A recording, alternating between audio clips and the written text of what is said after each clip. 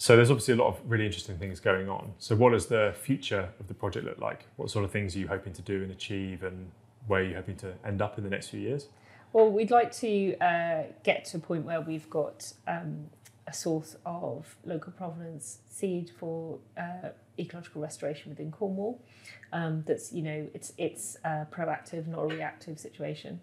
With the National Wildlife Centre, we'd like to do that across the country, and continuing working with, housing developers, road builders, any of those in situations where you've got an opportunity for habitat restoration, to input that to create these biodiversity in marginal spaces, and also to continue the work that we've got a long legacy of in inner cities, where the work is just as much about the people as it is about the plants and the pollinators.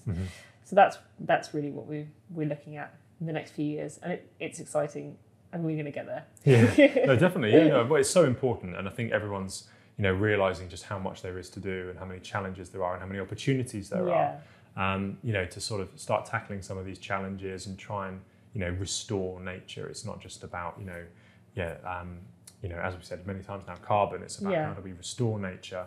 How do we try and regenerate the natural world? And part of it has to be, genetic variation as well. It's not, you don't want the same thing everywhere, because if something comes along, like a disease or whatever, like we already talked about, that's, it's all in jeopardy, isn't it? So it's about building that resilience in, and true resilience, not, an artificial resilience.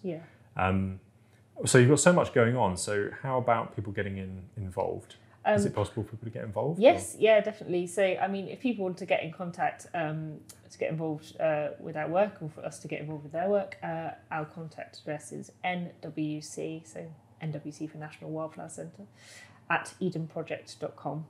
And also, that's the same address if people want to volunteer. We've also got a citizen science programme coming up that where we are going to train people in botany and identification. And then they will be able to get involved in the seed collecting side of it, and we'll also get a lot of biological records off of that. So there's a lot of training involved, because you have to make sure that you've got permission from the landowner. It's not acceptable to collect seed from anywhere.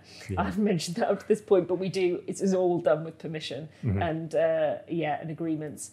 So so that's the big thing that we're excited about, is this citizen science project promoting botany and identification and seed collection. Oh, brilliant! Yeah, nice. It's good to see. Yeah, good to see there's so many sort of initiatives and things going on, and there is the opportunity for people to get involved. Oh yeah. So I think a lot of people will be really interested in sort of preserving something, and getting involved in keeping something for future generations. It's really important. If anyone lives locally and wants to come and volunteer, they're most welcome. Oh, brilliant.